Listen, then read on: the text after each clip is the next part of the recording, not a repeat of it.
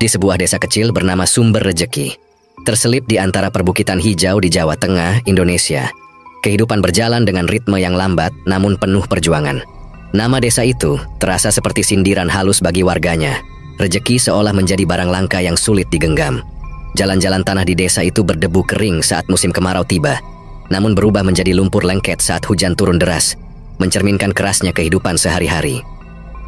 Sawah-sawah yang menguning terbentang luas di kejauhan, dikelilingi pepohonan kelapa yang menjulang tinggi, sementara kabut tipis menyelimuti desa di pagi hari. Di sore hari, matahari terbenam dengan warna jingga yang hangat, seolah berusaha memberikan secercah harapan bagi jiwa-jiwa yang lelah. Di sudut desa berdiri sebuah rumah sederhana berdinding bambu, dengan atap genteng yang sudah rapuh. Rumah itu adalah peninggalan dari orang tua Danu dan Pipin, yang meninggal dunia dalam kecelakaan tragis saat Danu baru berusia 20 tahun, dan Pipin masih berusia 10 tahun. Sejak saat itu Danu, yang kini berusia 30 tahun menjadi tulang punggung keluarga. Ia bekerja sebagai buruh di pabrik gula setempat, sebuah pekerjaan yang menguras tenaga dan hanya memberinya gaji pas-pasan untuk bertahan hidup. Setiap hari sebelum matahari terbit, Danu bangun dari tidurnya yang singkat. Ia mengenakan seragam kerja yang sudah lusuh, warna birunya pudar akibat terlalu sering dicuci, dan sepatu bot tua yang solnya hampir lepas. Sebelum berangkat, ia selalu menyempatkan diri untuk melihat Pipin, adik perempuannya yang ia sayangi lebih dari apapun di dunia ini. Pipin gadis cantik berusia 20 tahun. Biasanya masih terlelap di ranjang kayu sederhana di kamar kecilnya. Wajahnya yang lembut dan polos, dengan rambut hitam terurai di bantal, selalu mengingatkan Danu pada ibu mereka yang dulu begitu anggun dan penuh kasih. Hari-hari Danu di pabrik dipenuhi keringat dan lelah. Ia mengangkat karung-karung gula yang berat, hingga pundaknya terasa nyeri, memastikan mesin-mesin tua di pabrik tetap berjalan, dan seringkali bekerja lembur demi tambahan uang yang tak seberapa. Tangan-tangannya yang kasar dan penuh kapalan menjadi bukti bisu dari perjuangannya. Namun ia tak pernah mengeluh. Baginya, semua ini adalah demi Pipin. Ia bermimpi melihat adiknya tersenyum tanpa beban, memiliki kehidupan yang lebih baik dari yang ia jalani sekarang, meskipun itu berarti ia harus mengorbankan dirinya sendiri. Pipin, meskipun masih muda, tidak tinggal diam. Dengan kepribadiannya yang lembut dan penuh kasih, ia berusaha meringankan beban Danu. Ia membersihkan rumah, memasak nasi dengan lauk sederhana seperti tempe goreng atau sayur bayam, dan kadang-kadang membuat kue-kue kecil untuk dijual di pasar desa. Uang yang ia dapatkan tak seberapa, tapi ia senang bisa membantu. Warga desa menyukainya karena sikapnya yang ramah dan senyumnya yang manis. Namun di balik semua itu, Pipin menyimpan kesedihan yang dalam. Beberapa bulan lalu, hidup Pipin berubah saat ia bertemu Raka, seorang pria tampan dan baik hati dari desa sebelah. Raka adalah anak tunggal Pak Sastro dan Bu Suharti, keluarga kaya yang memiliki lahan sawah luas dan beberapa usaha dagang. Pertemuan pertama mereka terjadi di pasar desa, saat Pipin tanpa sengaja menjatuhkan keranjang belanjaannya yang penuh sayuran. Raka, yang kebetulan lewat, dengan sigap membantu mengumpulkan barang-barang yang berserakan. Dari sana, percakapan kecil mereka berlanjut menjadi pertemuan-pertemuan rutin, dan cinta pun tumbuh di antara keduanya. Raka adalah pria yang tulus. Ia mencintai Pipin apa adanya, tak peduli status sosialnya.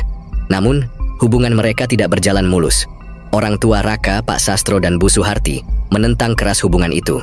Pak Sastro, pria berusia 50 tahun dengan wajah tegas dan sorot mata yang tajam, selalu menekankan pentingnya status dan kekayaan. Kita tidak bisa membiarkan Raka menikah dengan gadis miskin seperti Pipin, katanya suatu hari dengan nada dingin. Itu akan mencoreng nama baik keluarga kita. Bu Suharti, wanita berusia 48 tahun yang selalu tampil dengan perhiasan emas mencolok dan pakaian mahal, menambahkan, cantik saja tidak cukup, menantu kita harus punya latar belakang yang setara. Penolakan ini seperti pisau yang menusuk hati Pipin. Ia sering menyelinap ke kamarnya saat malam tiba, menangis diam-diam agar Danu tak mendengar. Ia mencintai Raka dengan tulus, tapi ia tahu impian mereka untuk bersama hampir mustahil tercapai.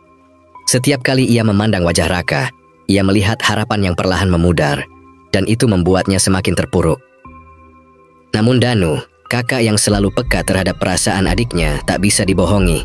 Suatu malam, saat ia pulang dari pabrik dengan tubuh letih dan pakaian basah oleh keringat, ia mendengar isak tangis samar dari kamar Pipin. Ia mengetuk pintu kayu yang sudah tua itu perlahan, lalu masuk tanpa menunggu jawaban. Di dalam, ia mendapati Pipin duduk di tepi tempat tidur, wajahnya basah oleh air mata dan tangannya memeluk bantal usang.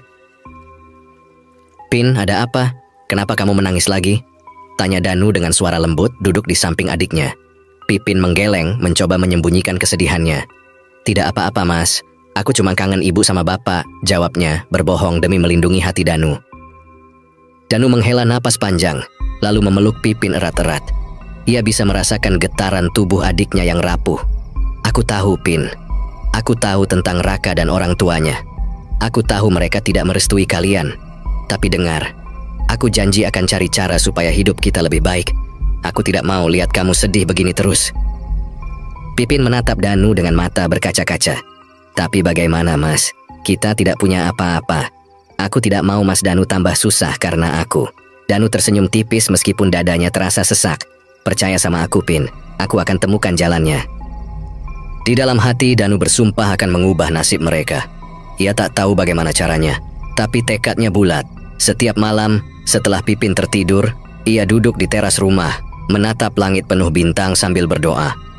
"Tuhan, tolong tunjukkan jalan buat aku dan Pipin," bisiknya dalam hati. Ia juga sering teringat pada orang tua mereka. Ayahnya yang bekerja keras di sawah hingga punggungnya bungkuk, dan ibunya yang menenun kain hingga larut malam. Kenangan itu memberinya kekuatan, tapi juga menyisakan pertanyaan. Apa yang bisa ia lakukan dengan tangan kosong?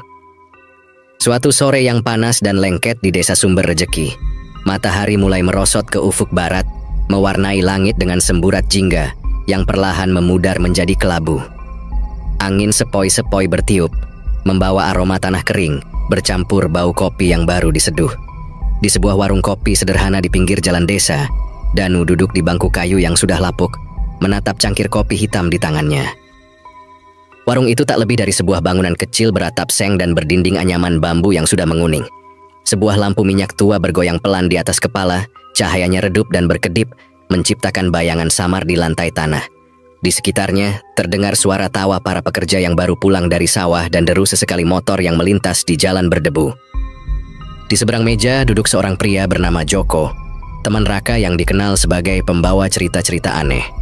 Joko bertubuh kurus, rambutnya acak-acakan seolah tak pernah disisir, dan matanya yang sipit selalu berkilat penuh rahasia. Ia sering bercerita tentang hal-hal gaib, hantu di kebun tebu, siluman di sungai, atau pesugihan yang konon bisa mengubah nasib seseorang dalam sekejap.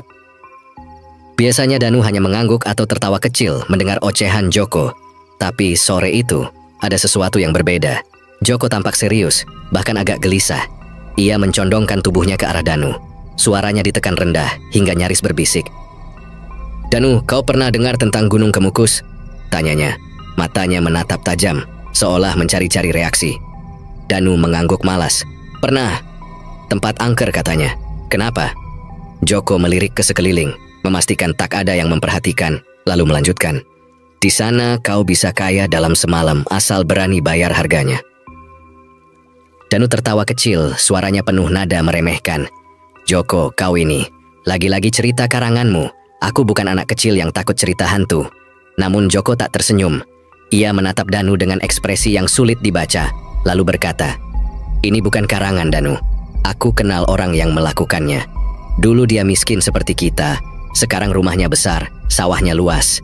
Tapi ya, ada syaratnya." Danu mengerutkan kening, rasa ingin tahunya mulai terpicu meski ia tak mau mengakui. "Syarat apa?" Joko mencondongkan tubuhnya lebih dekat lagi, suaranya kini benar-benar seperti bisikan. "Kau harus menikahi jin penunggu gunung itu. Cantik," katanya, "tapi bukan manusia. Kau harus setia padanya selamanya.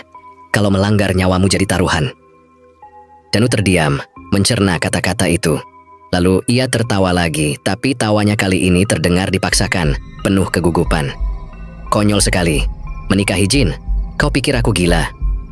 Joko hanya mengangkat bahu. "Percaya atau tidak, terserah kau. Tapi kalau kau butuh uang cepat, ini jalan pintasnya." Ia menepuk pundak Danu, lalu berdiri dan berjalan pergi, meninggalkan Danu dengan cangkir kopinya yang mulai dingin. Malam itu Danu tak bisa tidur. Ia terbaring di ranjang kayu sederhana di rumahnya, menatap langit-langit yang penuh tambalan dan sarang laba-laba. Kata-kata Joko terus berputar di kepalanya. seperti nyamuk yang berdengung tak henti di telinga. Ia mencoba menepisnya, menganggapnya omong kosong. Tapi bayangan Pipin, adiknya, terus muncul di pikirannya. Pipin yang lembut dan selalu tersenyum, tapi akhir-akhir ini wajahnya sering murung. Danu tahu Pipin mencintai Raka, tapi orang tua Raka tak pernah menerima hubungan mereka. Mereka menganggap keluarga Danu terlalu miskin, tak pantas untuk Raka yang berpendidikan, dan punya pekerjaan tetap di kota. Setiap kali Pipin pulang dengan mata sembab, hati Danu terasa perih. Ia membayangkan Pipin hidup bahagia bersama Raka, rumah yang layak, pernikahan yang direstui, dan senyum yang tak lagi dipaksakan. Tapi bagaimana caranya? Ia hanya buruh tani biasa. Penghasilannya tak cukup bahkan untuk memperbaiki atap rumah yang bocor. Pikiran tentang Gunung Kemukus kembali menyelinap. Kaya dalam semalam, kata Joko, tapi menikahi jin, itu terdengar gila. Namun, semakin ia memikirkannya, semakin ia merasa ada dorongan aneh di dalam dirinya, campuran antara rasa takut, penasaran, dan harapan. Hari-hari berikutnya Danu mencoba melupakannya. Ia bekerja seperti biasa, mencangkul di sawah, mengobrol dengan tetangga, dan pura-pura tak ada apa-apa. Tapi setiap kali ia melihat Pipin duduk sendirian di beranda dengan tatapan kosong, atau mendengar bisik-bisik tetangga tentang penolakan keluarga Raka, tekadnya semakin menguat. Ia tak bisa terus begini. Ia harus bertindak. Akhirnya pada suatu malam yang gelap dan sunyi, Danu membuat keputusan. Ia tak memberitahu siapapun, bahkan Pipin. Ia hanya mencoret pesan singkat di selembar kertas bekas. "Mas pergi sebentar, jangan khawatir." Lalu meninggalkannya di meja dapur. Dengan sebuah tas kecil berisi pakaian ganti dan senter tua, ia melangkah keluar rumah, menuju Gunung Kemukus. Perjalanan ke gunung itu penuh ketegangan. Jalan setapak yang ia lalui sempit dan licin, dikelilingi pohon tinggi yang daunnya bergoyang pelan, seolah berbisik dalam kegelapan. Kabut tipis menyelimuti lereng gunung, membuat pandangannya terbatas. Sesekali, ia mendengar suara ranting patah atau desis angin yang terdengar seperti tawa samar. Jantungnya berdegup kencang, tapi ia terus melangkah, didorong oleh bayangan Pipin yang tersenyum bahagia. Setelah hampir 2 jam berjalan, ia sampai di sebuah gubuk tua di kaki gunung. Gubuk itu tampak rapuh, atapnya dari ilalang yang sudah mengering, dan dindingnya penuh lubang. Di depan gubuk duduk seorang kakek tua dengan rambut putih panjang yang diikat ke belakang. Matanya tajam dan dalam seolah bisa melihat jauh ke dalam jiwa seseorang. Ia mengenakan jubah hitam yang lusuh, dan di tangannya tergenggam tongkat kayu dengan ukiran-ukiran aneh. "Ki Badar?" tanya Danu, suaranya bergetar. Kakek itu mengangguk pelan. "Ya, aku Ki Badar, juru kunci gunung ini. Kau datang untuk apa?" Danu menarik napas dalam, mencoba menenangkan diri. "Aku dengar tentang pesugihan di sini, Ki. Aku butuh uang untuk keluargaku." Ki Badar menatapnya lama, seolah menimbang-nimbang. "Pesugihan bukan permainan, nah. Ada harga besar yang harus kau bayar." "Aku tahu, Ki. Aku siap," jawab Danu, meski hatinya dipenuhi keraguan. Ki Badar berdiri dengan gerakan lambat, tongkatnya mengetuk tanah berderit. "Ikuti aku," katanya singkat. Mereka mendaki menuju puncak gunung melalui jalur yang semakin curam.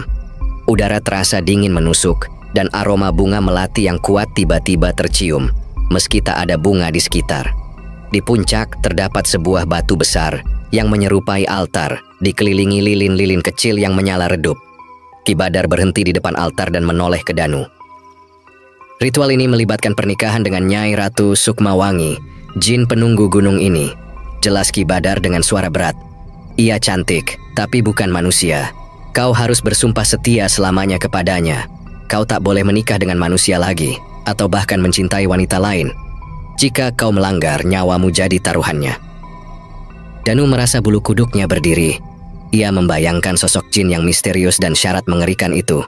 Tapi wajah Pipin muncul lagi di benaknya, mendorongnya untuk melangkah maju. "Aku setuju, Ki," katanya. Suaranya hampir pecah. Dengan suara yang dalam dan bergetar, Ki Badar mulai melantunkan mantra-mantra dalam bahasa kuno yang asing di telinga Danu. Setiap kata yang keluar dari mulutnya terasa hidup, membawa getaran aneh yang merambat di udara. Angin seolah menjawab, bertiup lebih kencang, membuat nyala lilin hampir padam. Udara menjadi semakin dingin, dan Danu merasa napasnya tersengal. Ki Badar mengangkat keris itu tinggi-tinggi, lalu mengeluarkan sebuah mangkuk kecil dari balik jubahnya. Di dalamnya darah ayam hitam yang baru disembelih masih segar, berbau menyengat. Ia menuangkan darah itu ke atas altar, dan seketika aroma aneh memenuhi udara, campuran bau tanah basah, dan sesuatu yang manis namun membusuk. Danu menahan mual, tapi ia tak berani bergerak atau mengalihkan pandangan. Tiba-tiba angin berhenti total. Keheningan yang mencekam menyelimuti puncak gunung, seolah alam menahan napas. Lalu, dari arah timur, aroma bunga melati yang kuat dan memabukkan menyebar, begitu pekat hingga Danu merasa kepalanya berputar. Aroma itu tak wajar, terlalu harum, terlalu hidup, seolah membawa pesan dari dunia lain. Kabut di depannya perlahan menipis, dan dari baliknya muncul sosok yang membuat napas Danu terhenti. Nyai Ratu Sukmawangi berdiri di hadapannya. Kehadirannya begitu nyata, namun terasa seperti mimpi. Kulitnya putih bersinar seperti mutiara, memancarkan cahaya lembut yang menerangi kegelapan di sekitarnya. Rambutnya hitam pekat, panjang hingga pinggang, berkilau seperti sutra dan bergoyang pelan meski tak ada angin. Wajahnya sempurna, hidung mancung, bibir merah merekah, dan mata yang dalam seperti sumur tanpa dasar. Ia mengenakan gaun putih yang berkibar lembut, seolah terbuat dari kabut itu sendiri, dan di lehernya tergantung kalung emas dengan liontin berbentuk bunga melati yang memantulkan cahaya lilin. Setiap gerakannya anggun, penuh kuasa, namun ada aura kegelapan yang mengelilinginya, membuatnya tampak seperti ratu dari dunia yang tak terjamah. Tapi di balik kecantikan yang memukau itu, ada sesuatu yang mengerikan. Matanya meski indah, dingin dan kosong, seolah tak ada jiwa yang bersemayam di dalamnya. Tatapannya menusuk hingga ke lubuk hati Danu, membuatnya merasa telanjang dan rentan. Danu tertunduk, tak sanggup menatap lama. Jantungnya berdegup kencang, antara kagum dan takut yang bercampur menjadi satu. Ia merasa seperti seekor burung kecil di hadapan elang, terpesona sekaligus sadar bahwa ia bisa dilahap kapan saja. Ki Badar melangkah maju, mengambil tangan Danu dan Nyai Ratu dengan gerakan penuh makna. Ia mengikatkan sehelai kain merah di pergelangan tangan mereka berdua, mengencangkannya erat hingga Danu merasa denyut nadinya tertekan. Dengan ikatan ini, ucap Ki Badar dengan suara serak yang penuh kekuatan, "Kalian bersatu dalam pernikahan yang tak bisa dipisahkan oleh dunia manusia. Danu, kau harus bersumpah setia pada Nyai Ratu Sukmawangi selamanya. Jika kau melanggar, nyawamu akan menjadi miliknya." Danu menelan ludah, tenggorokannya terasa kering. Ia mengangguk pelan, suaranya hampir hilang saat ia berkata, "Aku bersumpah." Kata-kata itu terasa berat, seolah mengikat jiwanya pada sesuatu yang tak bisa ia lepaskan. Nyai Ratu menatapnya dengan senyum tipis yang misterius. Senyum yang bisa berarti apa saja, dari kepuasan hingga ancaman. Ia mendekat, jari-jarinya yang dingin seperti es menyentuh pipi Danu. Sentuhan itu membuat Danu merinding dari ujung rambut hingga ujung kaki, tapi ia tak bisa menolak. "Kau milikku selamanya," bisiknya di telinga Danu. Suaranya merdu seperti alunan musik, namun penuh kuasa, seolah setiap kata adalah segel yang menutup nasib Danu untuk selamanya. Setelah ritual selesai, Nyai Ratu menghilang ke dalam kabut, meninggalkan aroma melati yang kini terasa lebih tajam, menusuk hidung. Ki Badar menepuk pundak Danu dengan tangan yang berat. "Besok pagi hartamu akan menunggumu di rumah. Ingat janjimu," katanya, lalu berbalik dan menghilang ke dalam kegelapan, meninggalkan Danu sendirian di puncak gunung yang kini terasa lebih sunyi dari sebelumnya. Dengan langkah gontai, Danu turun dari gunung Kemukus. Pikirannya kacau, jiwanya terasa kosong. Ia tahu ia telah mendapatkan apa yang ia inginkan, kekayaan untuk mengubah hidupnya dan Pipin. Tapi ia juga tahu bahwa ia telah membayar harga yang jauh lebih besar dari yang ia bayangkan. Keesokan harinya, matahari pagi bersinar terang di desa Sumber Rejeki, mencoba menghangatkan dunia dengan cahayanya. Tapi bagi Danu, dunia terasa berbeda, lebih berat, lebih kelam. Ia bangun dari tidur yang singkat dan penuh mimpi buruk, tubuhnya lelah seolah tak pernah beristirahat. Saat ia membuka mata, ia melihat ke sudut kamarnya dengan tangan gemetar. Ia terpaku. Di dalam kamarnya tersusun peti-peti kayu besar yang tak pernah ia lihat sebelumnya. Jantungnya kembali berdegup kencang, kali ini karena kaget dan tak percaya. Ia mendekati salah satu peti dan membukanya dengan hati-hati. Matanya membelalak, emas batangan, koin perak, tumpukan uang kertas dalam jumlah yang tak terhitung, dan permata berkilauan memenuhi peti itu hingga penuh. Di peti lain, ada gulungan kain sutra halus dan perhiasan emas yang berkilau di bawah sinar matahari yang masuk dari jendela. Danu terdiam, tangannya bergetar saat menyentuh harta itu. Ini lebih dari yang ia minta, lebih dari yang ia impikan. Tapi di lubuk hatinya, ia tahu bahwa kekayaan ini bukan hadiah, ini adalah beban. Tiba-tiba pintu kamar terbuka dengan derit pelan. Pipin masuk, wajahnya pucat pasi. Ia baru pulang dari pasar, keranjang sayur di tangannya jatuh ke lantai saat ia melihat peti-peti itu. "Mas Danu, ini apa?" tanyanya. Suaranya bergetar, matanya membelalak penuh kebingungan dan ketakutan. Danu berbalik, mencoba tersenyum untuk menenangkan adiknya. Tapi senyumnya kaku dan tak meyakinkan. Ini untuk kita, Pin. Kita tidak akan miskin lagi," katanya. Suaranya berat, seolah setiap kata membawa beban yang tak terucapkan. Pipin melangkah maju, matanya masih terpaku pada harta yang melimpah itu. "Tapi dari mana, Mas? Bagaimana bisa?" Ia mendongak, menatap kakaknya dengan pandangan penuh tanya. Danu menghela napas panjang, lalu berjalan mendekati Pipin dan memeluknya erat. "Jangan pikirkan ini, Pin. Yang penting, sekarang kita bisa hidup lebih baik. Ini demi kamu," katanya lembut, tapi ada nada getir di suaranya. Pipin membalas pelukan kakaknya, tapi di matanya masih ada kekhawatiran yang tak bisa disembunyikan. Ia merasa ada sesuatu yang berubah pada Danu, sesuatu yang gelap, sesuatu yang disembunyikan darinya. Di pelukan hangat itu, ia merasa aman untuk sesaat. Tapi di lubuk hatinya, ia tahu bahwa kakaknya telah membawa pulang lebih dari sekadar harta. Ada rahasia yang kini mengintai di antara mereka, menunggu waktu untuk terungkap. Harta yang Danu dapat dari Gunung Kemukus mengubah segalanya. Rumah sederhana yang dulu berdinding bambu dan beratap genteng rapuh kini berdiri megah di tengah desa, dengan tembok batu yang kokoh, pintu kayu jati berukir, dan halaman luas yang dihiasi taman bunga warna-warni. Sawah-sawah yang menguning membentang hingga ke horizon, menjanjikan panen melimpah, sementara perkebunan tebu dan kopi yang subur menambah kekayaan yang tak pernah Danu impikan sebelumnya. Harta itu tak hanya mengangkat derajatnya, tetapi juga membawa kebahagiaan bagi Pipin, adiknya yang ia sayangi lebih dari apapun. Pernikahan Pipin dan Raka akhirnya digelar dengan penuh kemeriahan. Gedung mewah di kota menjadi saksi, dihias bunga-bunga segar yang harum, dan lampu-lampu kristal yang berkilauan. Ratusan tamu hadir, mengenakan pakaian terbaik mereka, menyantap hidangan lezat yang disajikan di atas meja-meja panjang. Orang tua Raka, Pak Sastro dan Bu Suharti, yang dulu memandang rendah keluarga Pipin karena kemiskinan mereka, kini tak henti-hentinya memuji Danu. "Kakak yang hebat," kata Pak Sastro sambil menepuk pundak Danu di depan tamu-tamu. "Keluarga ini beruntung punya dia."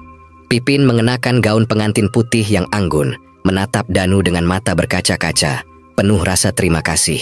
Danu membalas dengan senyum tipis meski di dalam dadanya ada beban yang tak bisa ia bagi dengan siapapun. Setelah pernikahan, Pipin dan Raka pindah ke kota, tinggal di sebuah rumah besar yang dibeli dari sebagian harta Danu.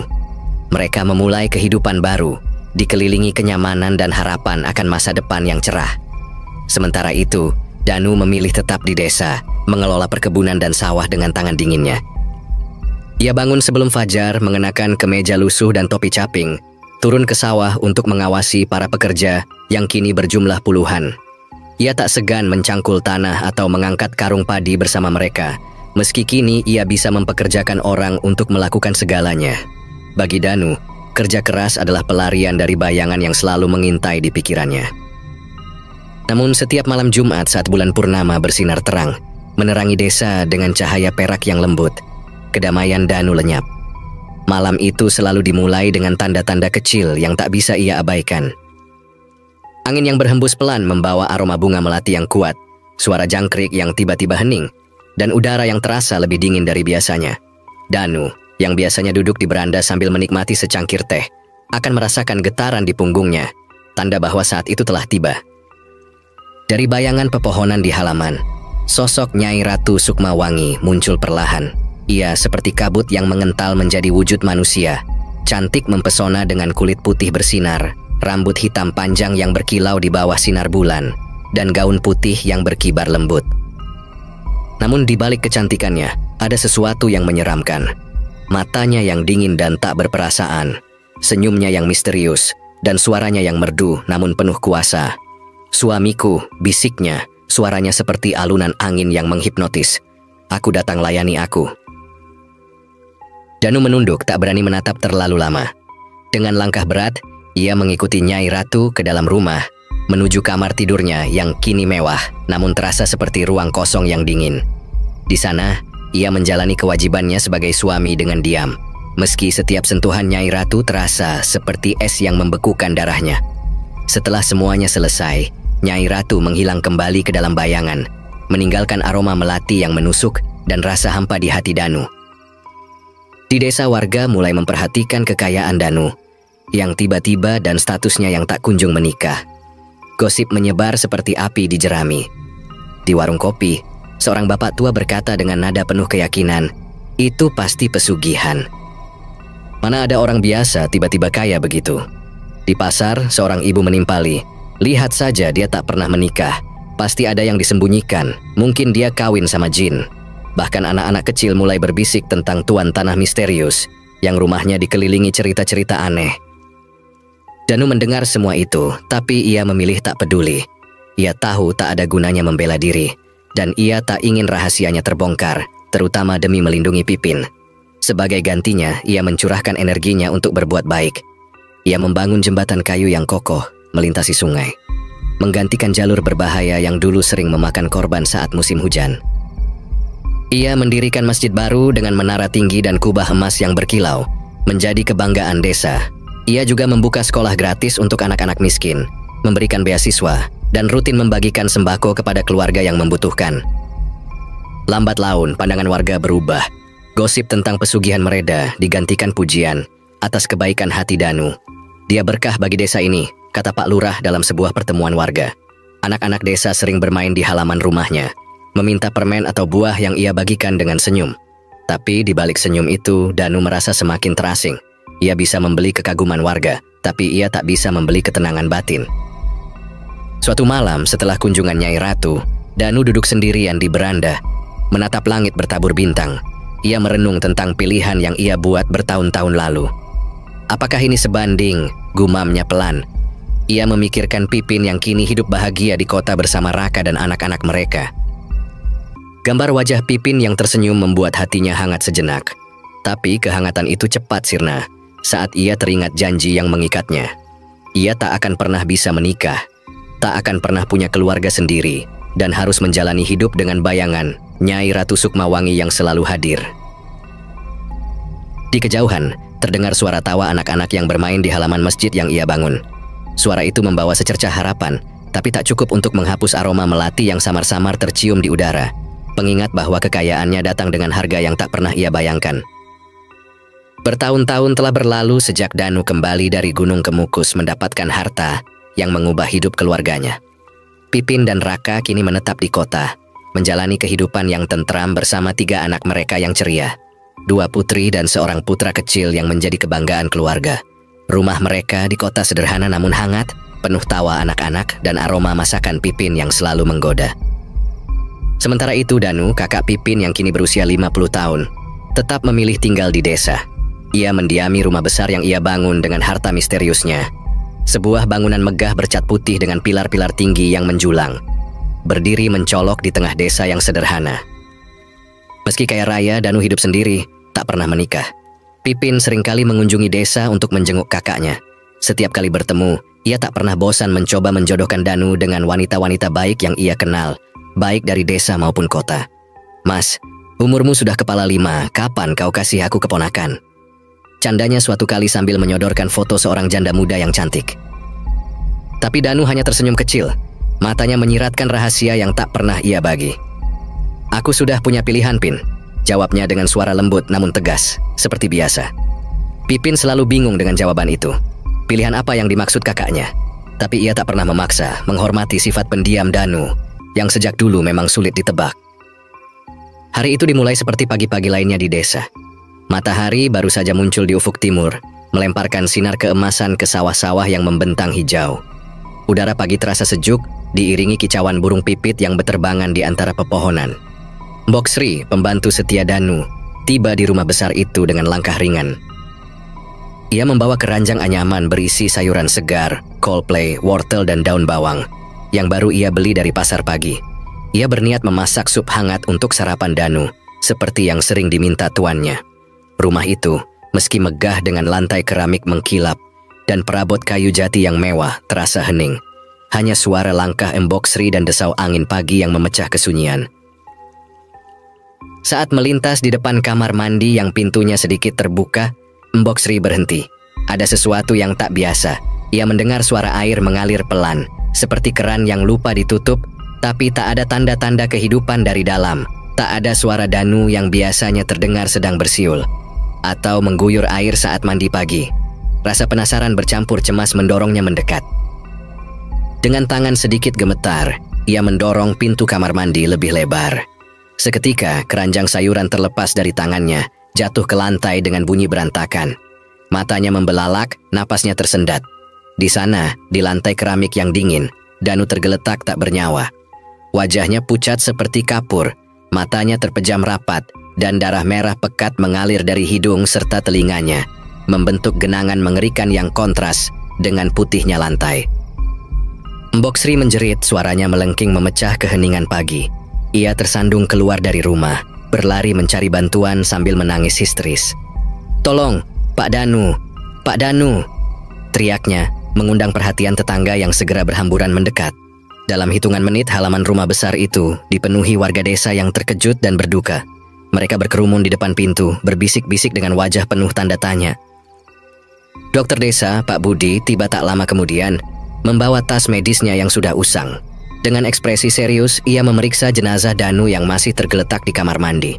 Setelah beberapa saat memeriksa denyut nadi dan mempelajari kondisi tubuh, ia berdiri dan menghela napas panjang.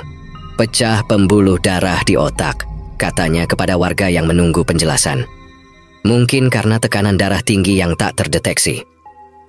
Penjelasan itu logis, tapi tak cukup meredam kecurigaan yang mulai menggumpal di hati warga. "Kemarin dia masih sehat loh," bisik seorang tetangga. Bahkan semalam dia masih duduk di teras, ngobrol sama Pak Lurah, timpal yang lain. Gosip lama tentang pesugihan yang pernah mereda kini bangkit kembali, seperti bara yang tersulut angin. "Ini pasti ada hubungannya sama harta dari Gunung Kemukus," ujar seorang warga dengan nada penuh keyakinan, meski suaranya pelan. Kabar kematian Danu sampai ke Pipin dan Raka di kota, melalui telepon dari Mbok Sri. Begitu mendengar berita itu, Pipin ambruk ke lantai. Telepon genggamnya jatuh dari tangan yang gemetar. "Mas Danu, tidak mungkin," gumamnya, air mata membanjiri wajahnya. Raka, yang sedang bersiap ke kantor, segera membatalkan semua rencananya. Ia memeluk Pipin erat, mencoba menenangkan istrinya meski hatinya sendiri bergetar hebat. Tanpa banyak kata, mereka mengemasi beberapa pakaian, menitipkan anak-anak pada tetangga, dan bergegas menuju desa. Perjalanan 2 jam terasa seperti abad bagi Pipin. Di sepanjang jalan ia menatap kosong keluar jendela. Bayangan wajah kakaknya yang selalu tersenyum menghantui pikirannya. Sesampainya di desa, rumah Danu sudah penuh sesak dengan pelayat. Bau kemenyan bercampur aroma bunga melati dan kenanga memenuhi udara, menciptakan suasana duka yang kental. Jenazah Danu telah dibersihkan dan dikafani, terbaring di ruang tamu yang dulu ia hiasi dengan bangga. Kain kafan putih menutupi tubuhnya, hanya menyisakan wajah pucat yang kini terlihat damai. Pipin berlutut di samping jenazah. Tangannya menyentuh kain kafan dengan hati-hati, seolah takut menyakiti kakaknya yang sudah tak bernyawa. "Mas Danu, kenapa kau tinggalkan aku begini?" bisiknya, suaranya pecah oleh isakan. Raka berdiri di belakangnya, tangannya memegang pundak Pipin, berusaha memberi kekuatan meski matanya sendiri berkaca-kaca. Tiba-tiba, di tengah suasana duka itu, sesuatu yang aneh terjadi. Angin yang tadinya bertiup lembut dari jendela terbuka mendadak berhenti, seolah alam sendiri menahan napas. Suara tangisan dan doa-doa mereda, digantikan keheningan yang menyesakkan. Aroma bunga melati yang harum semakin kuat, memenuhi seluruh ruangan hingga terasa hampir memabukkan. Para pelayat saling pandang, kebingungan dan sedikit ketakutan terlihat di wajah mereka. Lalu dari pintu masuk seorang wanita muncul. Ia mengenakan gaun putih yang berkilau lembut di bawah cahaya lilin. Kainnya mengalir anggun mengikuti langkahnya yang pelan dan penuh grace. Rambutnya hitam panjang tergerai, hampir menyentuh lantai. Dan wajahnya, oh wajahnya begitu cantik seolah tak tergambar oleh kata-kata. Kulitnya pucat seperti porselen, bibirnya merah merekah, dan matanya dalam dan penuh misteri. Ia melangkah masuk dengan tenang, seolah tak terganggu oleh tatapan kaget dari semua orang di ruangan itu. Warga desa terpaku, tak ada yang mengenalinya. "Siapa dia?" bisik Bu RT pada Ibu Siti, tapi Ibu Siti hanya menggeleng, matanya membelalak. Wanita itu berjalan mendekati jenazah Danu. Langkahnya ringan, hampir tak bersuara. Ia berlutut di sisi Danu, tangannya yang halus dan pucat menyentuh kain kafan dengan lembut. Lalu, dengan gerakan yang penuh kasih, ia menunduk dan mencium kening Danu yang tertutup kain. Bibirnya meninggalkan jejak samar di kain putih itu.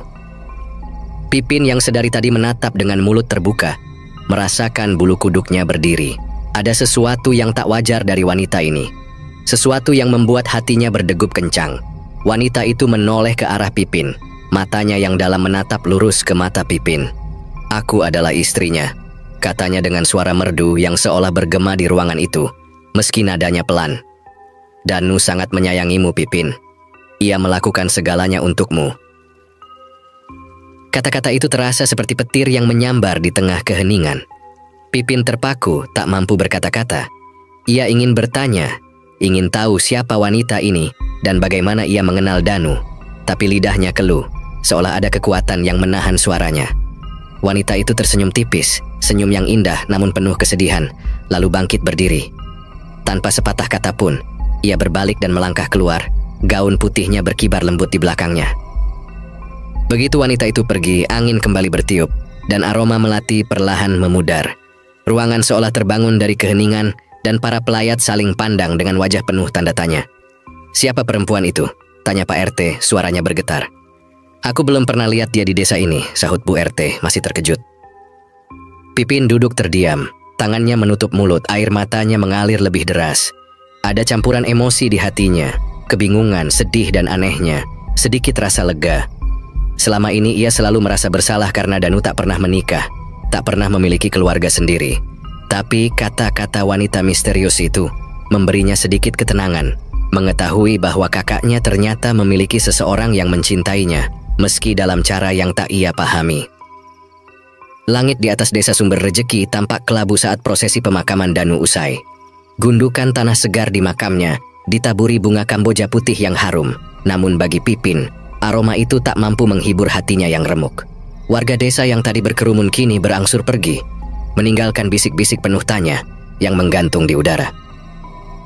Namun yang paling membekas di benak Pipin adalah wanita misterius itu, bergaun putih, wajahnya pucat namun anggun, yang mengaku sebagai istri Danu sebelum lenyap tanpa jejak, seolah ditelan bumi. Siapa dia sebenarnya? Gumam Pipin, matanya masih tertuju pada arah di mana wanita itu terakhir terlihat. Ia berjalan mendekati Mbok Sri yang selama ini bekerja di rumah Danu, suaranya penuh harap. "Mbok, apa Mbok Sri tahu siapa wanita yang tadi datang? Yang bilang dia istri Mas Danu." Mbok Sri yang rambutnya telah memutih menggeleng pelan. "Mbok nggak pernah lihat dia sebelumnya, Bu. Wajahnya asing, mungkin dia dari luar desa." Pipin tak menyerah. Ia bertanya pada tetangga-tetangga lain, bahkan pada anak kecil yang ikut melihat pelayatan, tapi jawabannya sama, tak ada yang tahu. Rasa penasaran bercampur kesedihan kian menggerogoti hatinya. "Mas Danu, apa yang kau sembunyikan dariku?" bisiknya dalam hati, matanya berkaca-kaca. Sore itu Pipin dan Raka memutuskan untuk tinggal di rumah Danu yang kini terasa hampa. Rumah yang dulu penuh tawa kini sunyi, hanya ditemani derit lantai dan desir angin yang masuk lewat celah-celah jendela. Pipin duduk di kursi kayu tua di ruang tamu, memandangi foto Danu yang terpajang di dinding. Dalam foto itu, Danu tersenyum lebar, matanya penuh semangat, seolah tak pernah mengenal lelah. Pipin mengambil bingkai foto itu, memeluknya erat di dadanya, dan air matanya tumpah tanpa bisa dibendung. "Mas," suaranya tersendat, "kenapa kau nggak cerita apa-apa padaku? Aku adikmu, aku seharusnya tahu hidupmu."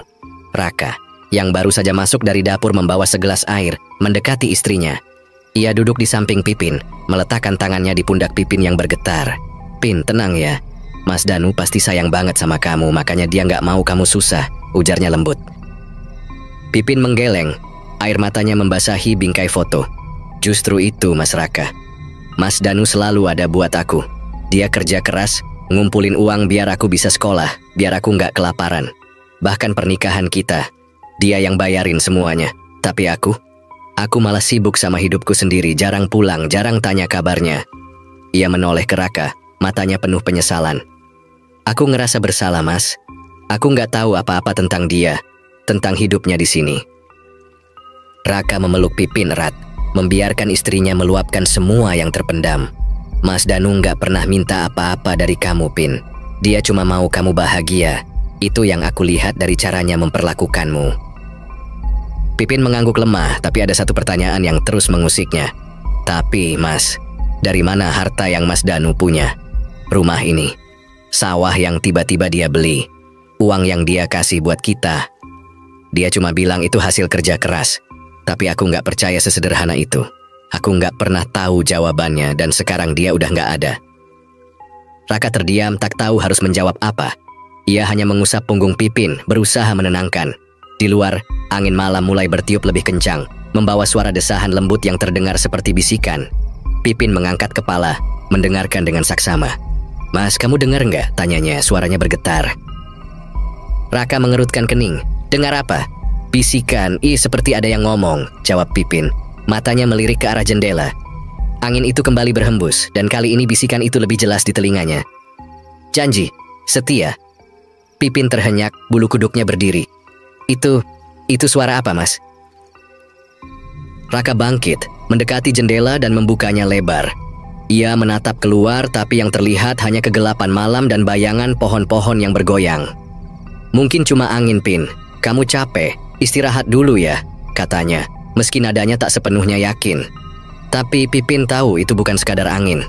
Ada sesuatu di rumah ini, sesuatu yang tak bisa ia jelaskan. Malam semakin larut dan Raka akhirnya tertidur di sofa ruang tamu. Napasnya teratur setelah lelah seharian. Pipin, yang tak bisa memejamkan mata, memutuskan untuk masuk ke kamar Danu. Kamar itu kecil, tapi rapi.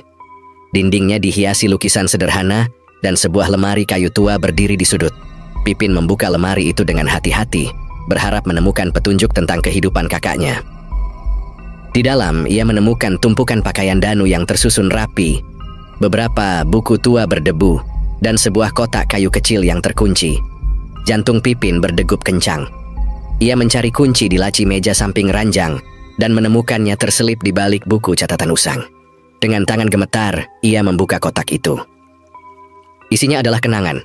Foto-foto lama keluarga mereka. Pipin kecil berlari di sawah sambil tertawa. Danu menggendongnya dengan senyum lebar, dan orang tua mereka yang duduk di depan gubuk sederhana.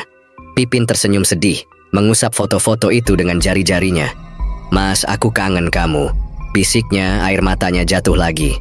Tapi di antara foto-foto itu, ia menemukan sesuatu yang lain. Sehelai kain putih yang terlipat rapi. Ketika ia membukanya, aroma melati yang kuat langsung menusuk hidungnya. Pipin tersentak. Ini bau yang sama, gumamnya, mengingat wanita misterius di pemakaman. Ia memeriksa kain itu lebih dekat, dan di sudutnya ada sulaman halus berbentuk bunga melati. Tiba-tiba cerita-cerita tua yang pernah ia dengar dari warga desa tentang pesugihan dan makhluk gaib muncul di benaknya. Apa Mas Danu terlibat sama mereka? Bisiknya, takut mempercayai pikirannya sendiri. Saat itu angin masuk dari jendela yang sedikit terbuka, membawa bisikan yang lebih jelas. Janji, setia. Pipin menoleh ke jendela, merinding. Ia merasa ada kehadiran di ruangan itu. Sesuatu yang dingin, tapi juga hangat, seolah mengawasinya dengan penuh perhatian. Mas Danu, itu kamu. Panggilnya pelan tapi tak ada jawaban. Tiba-tiba lampu di kamar berkedip-kedip, dan hawa dingin menyelinap ke tulang-tulangnya. Pipin memeluk dirinya sendiri, napasnya tersengal. Di sudut matanya ia melihat bayangan gaun putih berkibar di cermin. Tapi ketika ia menoleh, cermin itu kosong. Setelah beberapa saat, lampu stabil lagi dan hawa dingin perlahan menghilang. Pipin terduduk di ranjang, jantungnya masih berdegup kencang. Ia tahu ada rahasia besar yang disembunyikan Danu, dan wanita misterius itu adalah kuncinya. Pagi harinya, Pipin dan Raka duduk di meja makan. Sarapan nasi dan telur dadar terasa hambar di lidah Pipin. Ia menceritakan semua yang ia alami semalam. Kain putih, aroma melati, bisikan, dan bayangan di cermin. Raka mendengarkan dengan serius, tapi wajahnya penuh keraguan. Pin, mungkin itu cuma imajinasimu. Kamu lagi sedih, capek, wajar kalau pikiranmu kemana-mana, ujar Raka, mencoba rasional. Tapi aku yakin Mas, itu nyata. Wanita itu, dia ada hubungannya sama Mas Danu. Dan harta yang tiba-tiba dia punya, dari mana asalnya? Aku nggak bisa percaya itu cuma keberuntungan. Balas Pipin, nadanya penuh kegelisahan. Raka menghela napas. Mungkin Mas Danu punya usaha yang kita nggak tahu. Atau dia simpan rahasia itu biar kita nggak khawatir. Pipin menatap suaminya, air matanya menggenang. Aku cuma pengen tahu, Mas. Aku pengen ngerti apa yang Mas Danu korbankan untukku. Raka memeluk Pipin erat. Aku ngerti, Pin. Tapi kadang ada hal yang lebih baik nggak kita tahu. Mas Danu udah tenang sekarang, itu yang penting. Malam terakhir di desa, Pipin berdiri di beranda rumah Danu, menatap langit bertabur bintang. Angin malam berhembus pelan, membawa aroma melati yang samar. Tiba-tiba, ia merasa ada sentuhan lembut di pundaknya, seolah seseorang memeluknya dari belakang. Ia menoleh, tapi tak ada siapa-siapa. Namun, kehangatan itu nyata, seolah Danu masih ada di sisinya. Terima kasih, Mas, bisik Pipin, air matanya jatuh. Tapi kali ini ada senyum kecil di wajahnya. Di kejauhan, angin membawa bisikan lembut lagi, seolah Nyai Ratu Sukmawangi masih menjaga janji Danu. Bahkan setelah kematiannya, misteri itu tetap tak terpecahkan. Tapi Pipin memilih menyimpan kenangan indah kakaknya dan melanjutkan hidup meski bayangan rahasia itu akan selalu mengikuti. Demikianlah cerita horor pada video kali ini. Terima kasih sudah menonton video ini. Jangan lupa untuk like, komen, dan subscribe.